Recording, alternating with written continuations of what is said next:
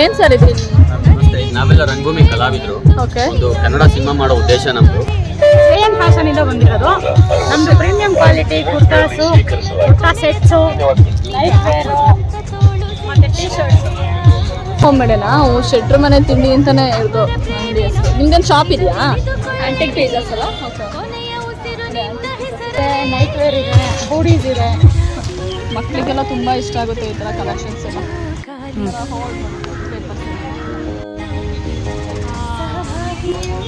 Hand ಮಾಡಲ್ವಾ? ಚೆನ್ನಾಗಿದೆ hand made. ಇದೆಲ್ಲ ಬ್ರಾಸ್ಲೆಟ್ಸ್ ಎಲ್ಲ ಇದೆ.